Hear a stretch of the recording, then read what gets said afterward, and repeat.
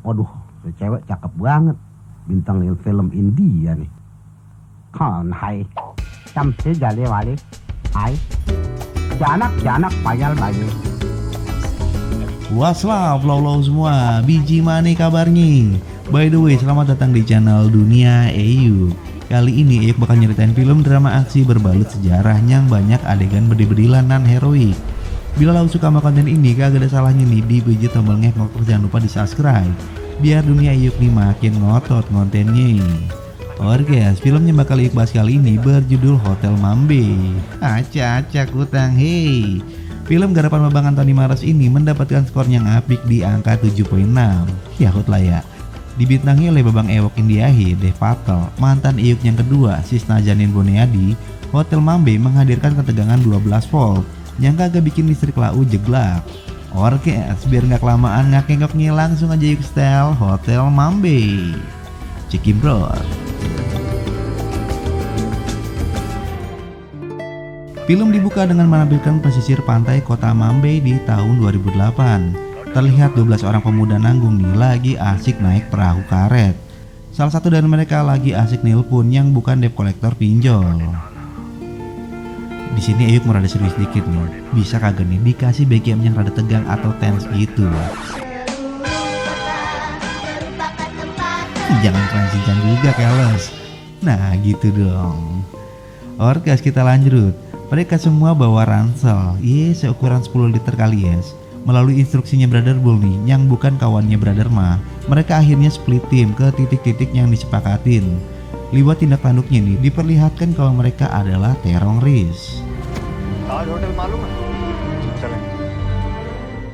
Di sudut lain kita disuguhkan nuansa lingkungan kumuh, di mana salah satu pelayan hotel bernama Arjun lagi siap-siap gawe. Duh, untuk kumisnya Arjun tebal banget kayak pagar kabupaten. Setelah cipika-cipiki sama Poldanyi, Doi pun dengan santunya berangcut gawe pakai motor metik. Sesampainya di hotel, Arjun dapat tugas di bagian restoran. Di sisi lain nih, beberapa petugas hotel lagi sibuk nyiapin kamar VIP buat pasangan eksklusif. Mereka adalah David dan Zahra beserta ART-nya bernama Sally yang lagi kagak sendiri, dan juga bayinya Zahra bernama Cameron. Oke, kita go back to teroris yang lagi sekoin naik taksi. Terdengar Brother Bull terus ngasih arahan untuk mereka beraksi. Di sini Eyuk fokusin aja ke 4 teroris yang bakal beraksi di Hotel Taj Mahal. Di sudut lain, sang kepala chef bernama Oberoi lagi sibuk nyiapin makan malam buat para tamu penting. Tiba-tiba Arjun datang dengan pakai sendal jepit Betawi. Tadinya Oberoi mau mulangin Arjun, ya karena kasihan juga nih, akhirnya Doi dipinjemin sepatu pantopel buatan Pik yang rada kekecilan.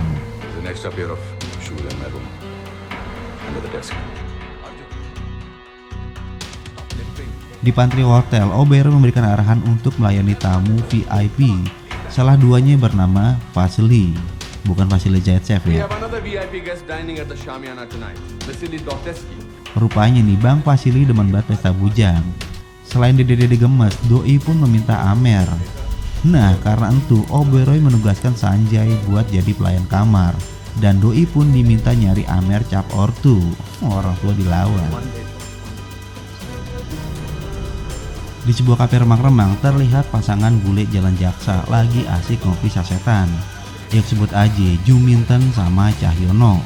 Ya karena banyak doku nih, mereka kagak jadi nginep di Oyo, tapi di Hotel Taj. Tetep sih nyari yang transit aja biar murah. Dan tiba aja, pas mereka mau bayar kopinya nih, pelayan di sono kena bedil. Dan kepanikan pun terjadi.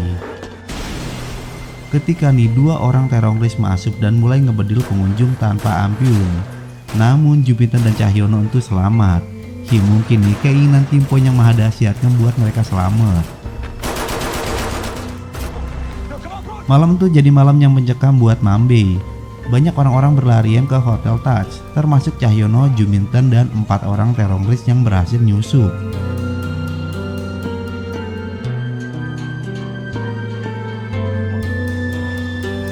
Arjun yang lagi aso yang layanin tamu VIP dikagetkan dengan suara bedil. Tanpa babi bu nih, Doi meminta semua tamu jongkok dan juga mematikan lampu resto. Zahra yang panik langsung nelpon Sally. Namun Sally yang lagi sendiri, rupanya Asoy mandi junub. Ya buset, malah di stadion lagi Sally lagi nih. Sobat lubang itu teriuk. Di lobi utama nih, 4 teroris terus membedel para tamu, pegawai dan pengungsi tanpa ampun. Di situ Cahyono sama Juminten pun terpisah. Hasrat mereka buat Timpoi musnah sudah. Yang mereka pikirkan sekarang nih hanya bagaimana caranya bisa keluar dari Hotel Taj. Sayangnya Juminten kena bedil saat Doi nyoba ngibrit. Sedangkan Cahyono berhasil selamat walau kakinya patah akibat lompat dari ketinggian.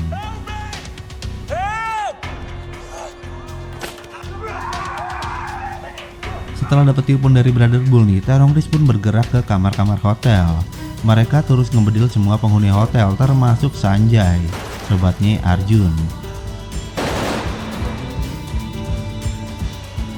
Sedangkan di lobi hotel nih, pegawai hotel coba nelpon 112 nih bantuan isi lock. Kita jam tuh Sally, Doi yang habis mandi junub pun kaget nih saat adanya ngetuk pintu kamarnya. Pas Doi buka, ada emak-emak petugas hotel yang tiba-tiba masuk kamar. Selain itu, Sally juga dengar suara bedilnya ngebuat Doi langsung ngumpet di lemari. Sesaat kemudian, teroris pun masuk. Yodis nyari penghuni kamar dan berhasil ngebedil emak-emak tuh. Untungnya nih, Sally dan bayinya Zahra selamat.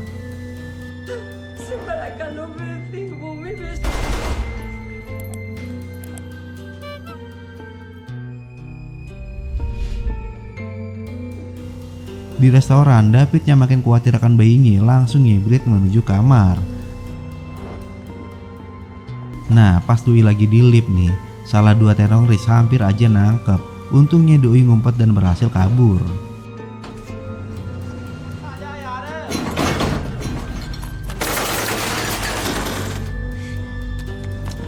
Sesaat kemudian, Doi pun berhasil nyampe kamar dan kembali bertemu bayinya. Orkes, kita jam tuh Poldanya Arjun yang lagi OTW ke warungnya Bang Dulo. Di situ Doi ngeliat berita bahwasannya nih Mambe lagi siaga 1. Serangan teror terjadi di beberapa tempat dan Hotel Taj termasuk di dalamnya. Apalagi di Marcos, pasukan elit khusus lagi berada di New Delhi dan butuh waktu yang lama buat nyampe ke Mambe. Di sudut lain nih, Oberoi sang master chef yang paham seluk-beluk hotel meminta Arjun buat bawa mereka semua ke lantai 6 ke sebuah ruang VIP. Sebenarnya nih, Oberoi dan para kokinya bisa aja kabur lewat pintu belakang. Namun Doi punya rasa tanggung jawab yang kuat.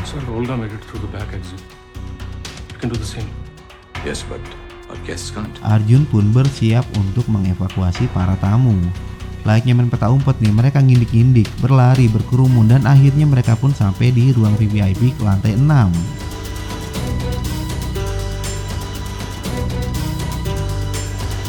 Sedangkan di luar hotel, Inspektur PJ nyoba nerobos masuk buat ngelawan para teroris. Namun naas nih, Inspektur PJ DKK berhasil dikalahkan. Salah satu teroris berhasil ngelempar petasan ceplik yang ngebuat mereka pun lunglai. Alhamdulillahnya nih, Inspektur PJ dan 1 rekannya selamat. Sedangkan Oberoi nyoba nenangin para tamu hotel. Selain itu, Doi terus ngubungin kepolisian buat menanyakan kapan mereka bisa dievakuasi. Gak lama berselang nih, ruang VIP pun geger karena kedatangan Juminten yang sekarat. Doi diantar sama salah satu resepsionis Hotel Taj. Ya karena lukanya cukup serius nih, akhirnya Arjun berinisiatif buat bawa Juminten keluar dari hotel. Di sisi lain nih, David yang dapat info dari Zahra kalau mereka berkumpul di lantai 6 nyoba nyusul mereka. Namun naas, di tengah-tengah pelariannya nih, Doi keponggok sama salah satu teroris dan Doi pun ditawan. Sedangkan Sally bersama bayinya berhasil ngumpet di lemari penyimpanan. Sementara itu, Arjun dan Juminten yang ada di tangga darurat terkejut saat mereka bertemu dengan Inspektur PJ dan kawannya. Ya karena panik dan dikira bagian dari teroris, Juminten pun kabur. Dan kemudian terdengar bunyi letupan bedil. Orkes, kita back to lobby hotel di mana 2 teroris memaksa mbak-mbak resepsionis buat nilpunin kamar-kamar hotel. Tujuannya nih agar para tamu yang ngumpet bisa dibedil sama mereka. Ya karena kagak tega nih, mbak resepsionis pun nolak yang berakibat doi berdua kena bedil. Arjun, Inspektur PJ dan rekannya lalu memutuskan buat pergi ke ruang CCTV untuk memantau pergerakan teroris. Di sana mereka pun berkontak dengan atasannya mengenai apa yang doi lihat di layar. Sedangkan teroris yang dapat ID card isi lock lalu ngetuk pintu ruang VVIP. Melihat adiknya bahaya nih, Arjun langsung nelpon Oberoi bahwasanya nih yang ngetuk pintu adalah teroris. Sedangkan Inspektur PJ dan rekannya nyoba nyelinap dari belakang buat ngebekuk mereka. Nah, karena para tamu panik nih, ruang VVIP pun jadi gaduh. Teroris yang ngedengar ada keributan lalu ngebrondong pintu ruang itu. Untungnya itu pintu buatan Jepara yang jatuhnya tebal bener. Nah, saat teroris lagi sibuk ngebedil pintu, Inspektur PJ DKK udah siap negrep. Sialnya, dua kawan terorisnya datang dan duel bedil pun terjadi. Salah satu teroris bernama Imron pun kena bedil di kakinya. Ya karena kalah bedil nih, Inspektur PJ DKK melejit keluar hotel.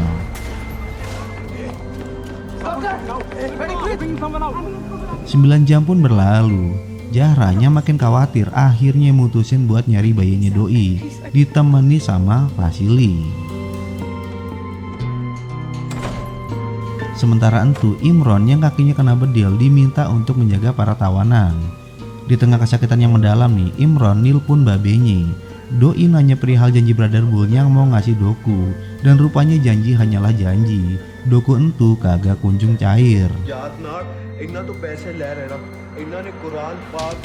Di sudut lain, Zahra, Vasily, dan beberapa tamu hotel mindik-mindik keluar dari ruang VIP. Dan tiba-tiba mereka kegep sama teroris yang ada di situ. Dan karena kelihatan perlente nih, Vasily dan Zahra pun ditawan. Sedangkan yang lainnya kena bedil. Zahra dan Vasily lalu dibawa dan disatukan dengan tawanan yang lain. Di tempat itu, Zahra ngelihat David yang udah ditawan lebih dulu. 12 jam pun berlalu dengan cepat. Di sini nih, Babang Director menyuguhkan nuansa emosi yang mengharu biru. Dari para teroris yang mulai ngerakap sebagian hotel, Polda Arjun yang panik, para tamu hotel yang udah kehilangan kesabaran. Sedangkan Arjun masih berada di ruang CCTV sambil ngeliat foto keluarganya. Di luar hotel, pasukan Marcos udah sampai di Mambeng. Dari situ, Brother Bull meminta para teroris buat mengeksekusi para tawanan dan juga melumat habis Hotel Taj. Lalu, para teroris pun mulai melancarkan aksi terakhir, yakni memasang bom. Di sisi lain nih, David yang paham kalau Imron udah mulai lemah jiwa berniat buat melawan. Sayangnya nih, doi malah kena bedil. Sedangkan Arjun masih mantau CCTV. Ngelihat para tamu berlari ke arah teroris, sekelebat nih doi langsung hibrid buat nyelamatin mereka. Di ruang tawanan nih, para tawanan pun dieksekusi dan menyisakan Zahra yang masih hidup. Yoms, Imron kagak tega buat ngebedil Zahra yang masih satu keyakinan. Dan doi mulai paham nih kalau doi diperalat Brother Bull. Dan kemudian Imron pun pergi dari ruang tawanan. Pra-ending di film ini terjadi saat Arjun DKK mulai beranjak keluar dari hotel lewat jalur belakang. Di sela-sela pelarian nih, salah satu petugas hotel ngedengar suara bayi dan doi langsung nyelamatin Sally dan bayinya Zahra di dalam ruang penyimpanan. Oke, kita go back to Arjun dan para tamu.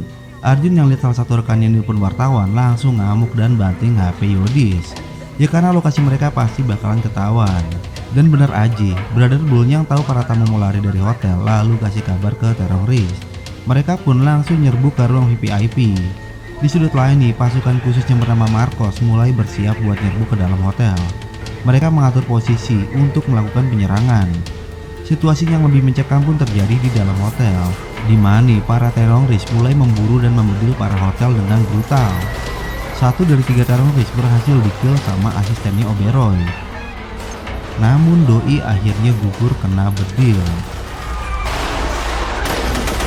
Ending di film ini terjadi saat pasukan Marcos berhasil memukul mundur dan membunuh semua teroris.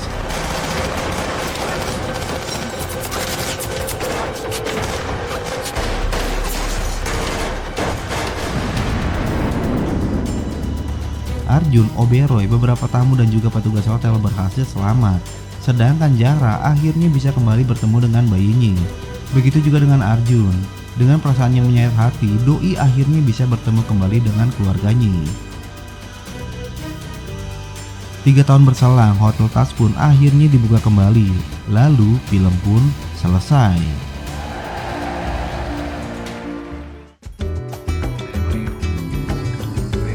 Brainwash emang salah satu senjata yang mutakhir dalam sebuah konspirasi teror, apalagi bagi orang-orang yang lemah iman, kurang literasi dan lain-lain. Yang masih dipahami dari konspirasi adalah mastermind lah si pemenangi. Melalui kisah itu, keberadaan Brother Bull pun masih belum terungkap. Oke, seperti biasanya sebelum Eyuk Bacot, Eyuk mengucapin mamaci buat semua tim yang mengerjakan film Hotel Mambay, para kru, pemain, dan yang paling penting buat laulo semua sobat setia dunia Eyuk. Semoga nih lau-lau semua kagak kemakan hasutan seperti yang dilakukan sama para teroris itu. Oke, semangat semua dan Eyuk pun Bacot.